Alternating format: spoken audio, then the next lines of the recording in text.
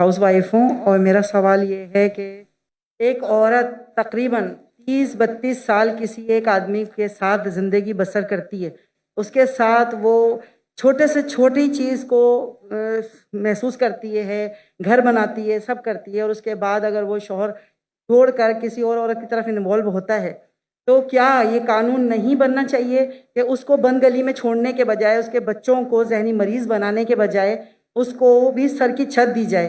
क्योंकि ये ज़रूरी नहीं है कि हर औरत दूसरी मर्द की तरफ जाना चाहे, और वो अपने बच्चों के साथ रहना चाहती है, जबकि मर्द उससे बच्चे भी छीनना चाहता है, उसे बदनाम भी करना चाहता है और कोर्ट कचहरी के धक्के भी खिलवाना चाहता है।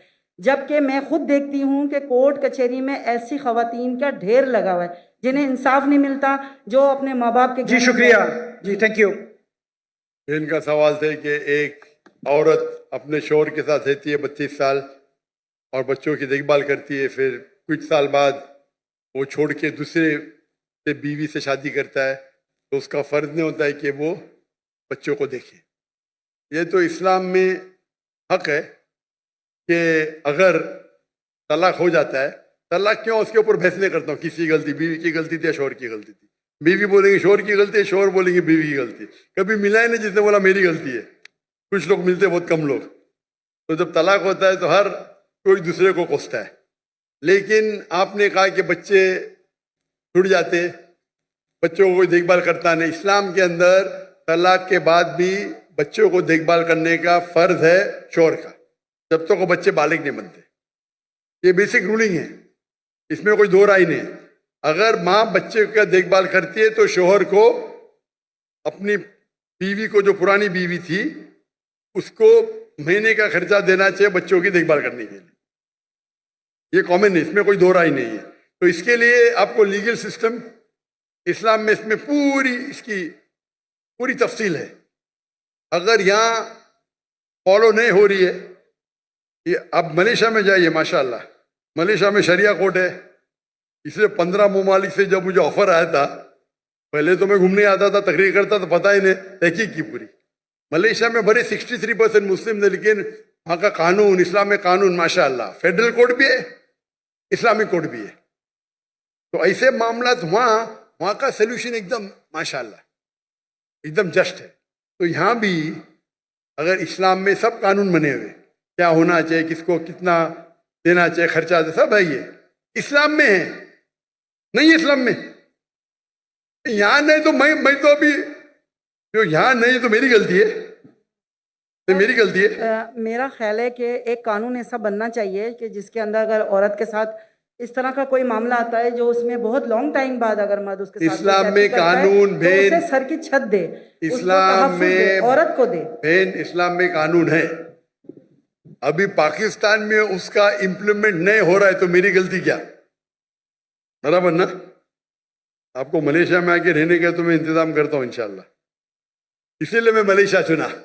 इसीलिए भाई साहब ने जब पूछे तो मैं बोला, जिस दिन मुझे पाकिस्तान से मोहब्बत है, जिस दिन पाकिस्तान, मैंने कहता कि मलेशिया में 100% इस्लामिक कानून है। दुनिया में कोई भी मुल्क नहीं जिसमें 100% इस्लामिक कानून है।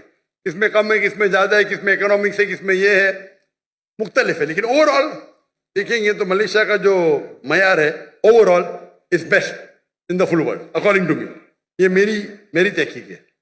इसीलिए इज्जत करने के बाद माशाअल्लाह मैं वहाँ गया। तो आपको क्या करना चाहिए? माशाअल्लाह इतने बड़े बड़े उलमा हैं, आलिम हैं, तो कहना चाहिए, होना चाहिए शरिया कोर्ट यहाँ। वहां तो नॉन मुस्लिम होने के बावजूद 37% नॉन मुस्लिम है, फिर भी माशाअल्लाह इस्लाम की हिफाजत हाई लेवल पे माशाअल्लाह। तो आपको जो यहाँ के उलमा है उनसे बात करना चाहिए, आप समझे ना, उनसे बात करना चाहिए। इस्लाम में माशाअल्लाह, Islam has the solution for all the problem of humanity. इस्लाम में सारे मुश्किलात की हल है। वो प्रॉब्लम है, हम उस पर अमल नहीं करते। सर, मर्दों को इस बात की इजाज़त दी गई है कुरान में कि 4 शादियां कर सकता है। वो इसी खुशफहमी में मुब्तला है कि मुझे इजाज़त मिली हुई है।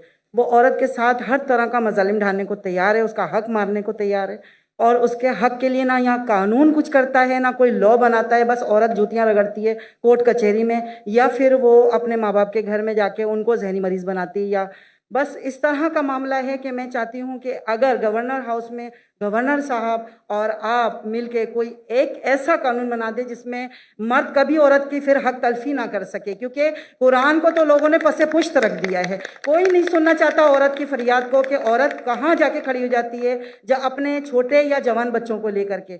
تو یہ میں آپ سے گزارش کرتی یہ ہوں کوئی بولنا قانون بنائے۔ کوئی نہیں سننا چاہتا ہے، میرے حساب سے ذرا زیادتی ہے۔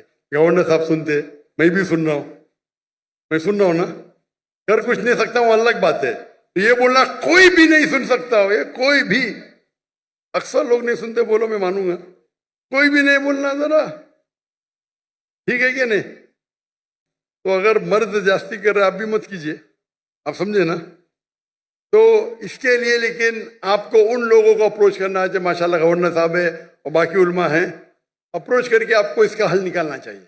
اسلام میں سب قانون ہے ماشاءاللہ، سر میں اسلام میں قانون ہے جی، اور گورنر صاحب سے ملنے کی خواہش بھی رکھتی ہوں، مگر یہاں آنے کے بعد تھوڑا سا پرابلم ہوتی ہے، جی گورنر صاحب سے ملنا تھوڑا سا آسان کام نہیں ہے، سچی جو بات ہے۔ ماشاءاللہ گورنر سب لوگ کے ساتھ میں بیٹھے اتنے گھنٹے، ماشاءاللہ اس سے اچھا گورنر تو دیکھا ہی نہیں میں نے، جزاک اللہ۔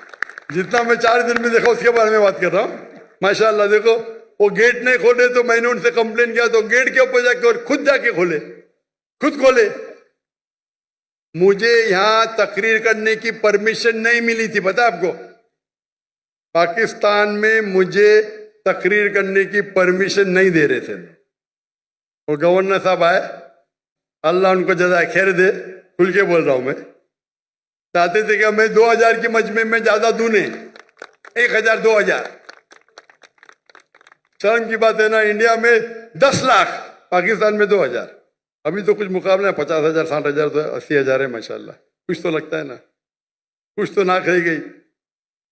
یہ سب نہ کہ مجھے چاہتے تھے، لیکن آپس میں انٹرنل پالیٹکس ہے، یہ تو آپ کو صحیح انسان کے پاس جا کے التجا کرنا چاہیے، اور انشاءاللہ آپ کے جو مرد حضرات بھی ہے جو ہے انشاءاللہ وہ بھی آپ کی مدد کریں گے، اور امید کرتے کہ انشاءاللہ جو بھی مشکلات اس پاکستان میں ہیں اللہ اسے حل کرے۔